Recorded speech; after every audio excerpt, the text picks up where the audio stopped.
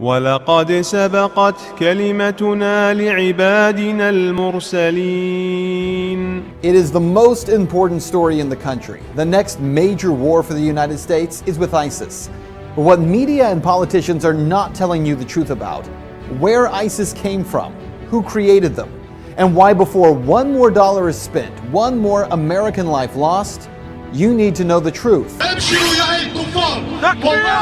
The first step toward truth is to be informed.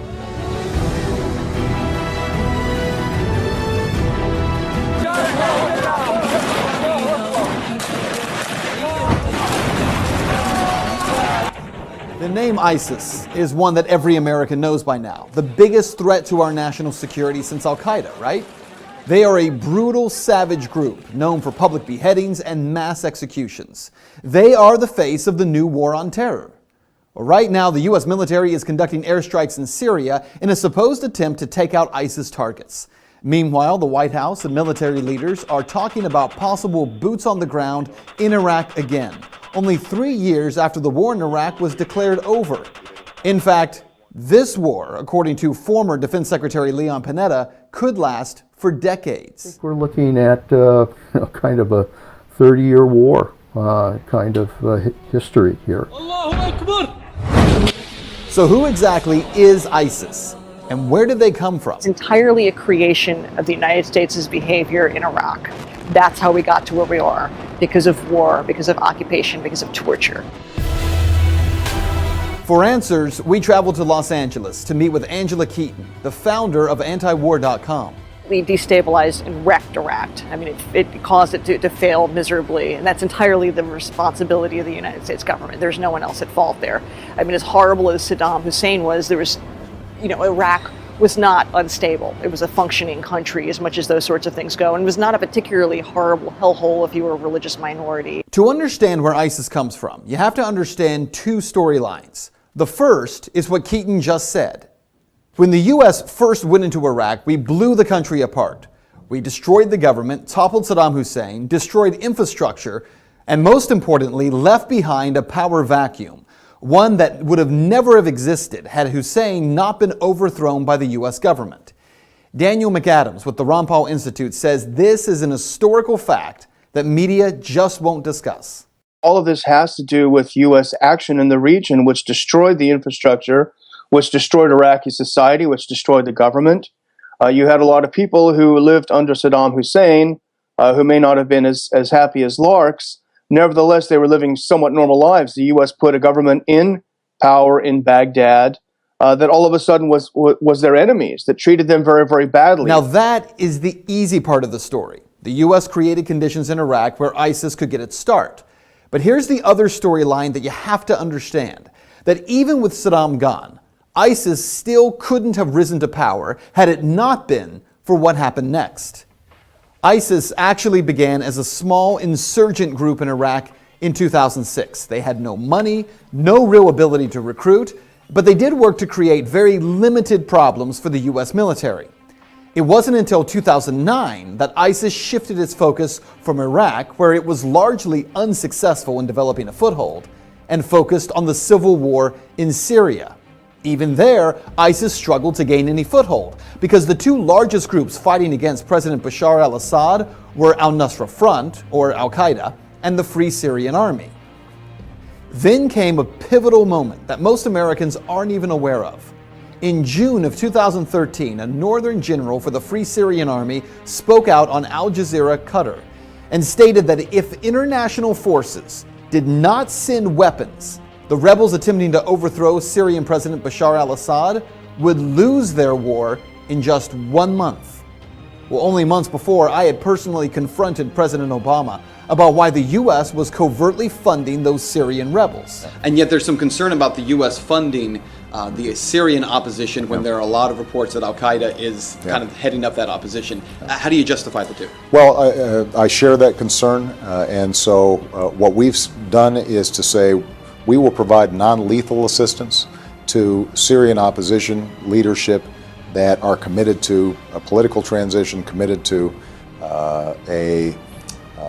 an observance of human rights.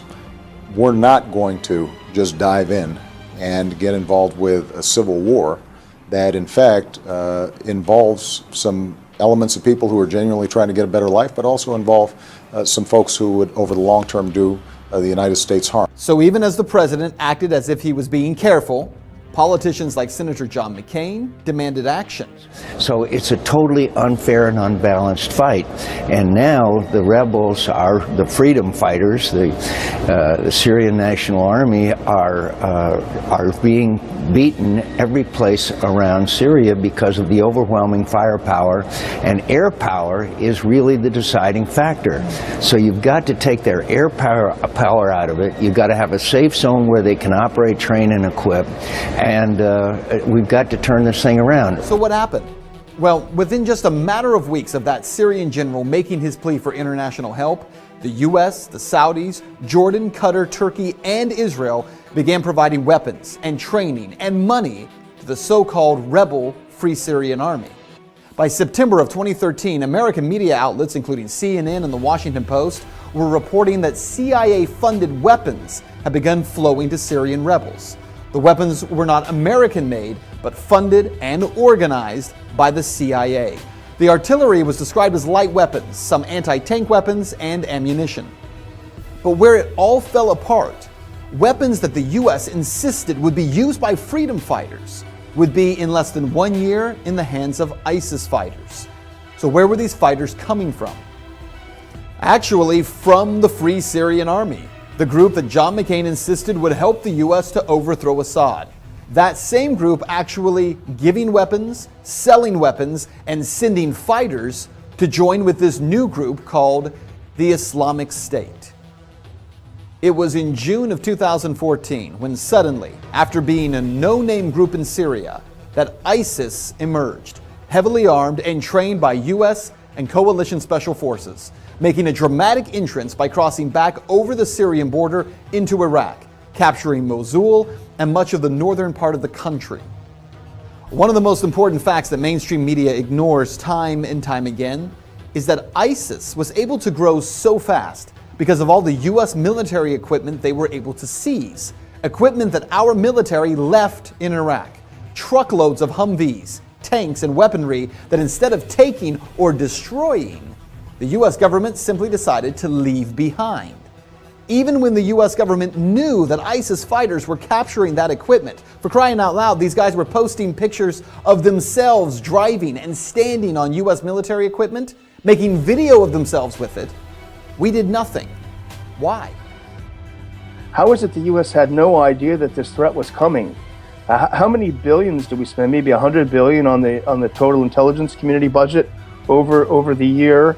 How is it that they had no idea? How is it that if this was such a threat, as John McCain and Lindsey Graham are fond of reminding us, how is it that it was missed so unbelievably, so egregiously? Over the past few months, the U.S. government, who acted like they had never even heard of ISIS, suddenly, with the help of media, has turned the Islamic State into the new focus of the war on terror. Now, as ISIS has continued its rise, recruitment is exploding, and the group is becoming stunningly wealthy. ISIS is the best funded terrorist group in the world. They make I think it's $2 million a day selling oil, much of it to Turkey, interestingly enough. And if you look at the U.S. response to this, the U.S. response to ISIS becoming extremely rich by selling oil and undercutting the competition is to blow up the oil fields, which to me makes no sense. You're blowing up the infrastructure. It happens to be in Syria, so you might think that there is another motive there. But why wouldn't the U.S. sanctions anything that moves when it's angry? Why can't you sanction the banks that are helping finance these deals? Why can't you sanction the oil companies that are participating in this? Why do you blow up the oil fields? It's a great question. And here are some other questions that defy logic when you start looking for answers. Why is the U.S. sending $500 million to the Free Syrian Army to fight ISIS when the FSA is one of the biggest suppliers of fighters and weapons to ISIS? Why are we sending new and more powerful weapons to the FSA, like anti-aircraft missiles, weapons that we know will end up in the hands of ISIS? ISIS, of course, is going to now have anti-aircraft missiles provided by the U.S. and the Saudis. The Saudis are getting them from the Chinese, though, now, so there can be plausible deniability because inevitably these sweethearts in the sweetheart rebel groups in Syria are going to start shooting down, if they have the ability, passenger jets. And then we're going to want the plausible deniability. Say, no, it's the Chinese weaponry, as if it's going to make any difference. Well, there are so many questions that we could ask, but let's just cut to the chase here, because what you need to know about this is that ISIS is not the creation of American inaction, which is what the media is going to tell you. No, they are the product of direct action. First, the action of creating a power vacuum in Iraq, and secondly, arming violent jihadists, hoping they would overthrow a leader in a neighboring Middle Eastern country. McAdams says the U.S. government is a victim of its own insane policies.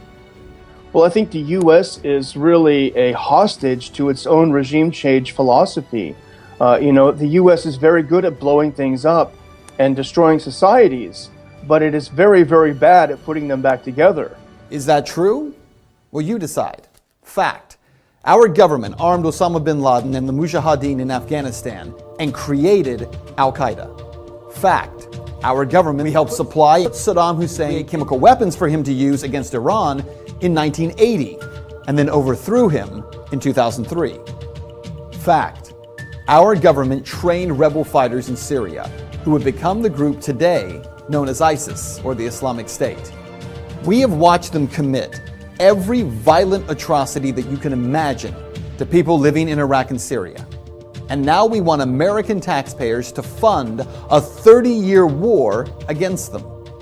No, it's not the U.S. government being held hostage by these crazy policies. It's the American people. And it's time that we reject the destruction of people groups around the world for the sake of foreign policy that makes so-called defense contractors rich and perpetuates violence, death, and destruction of entire people groups.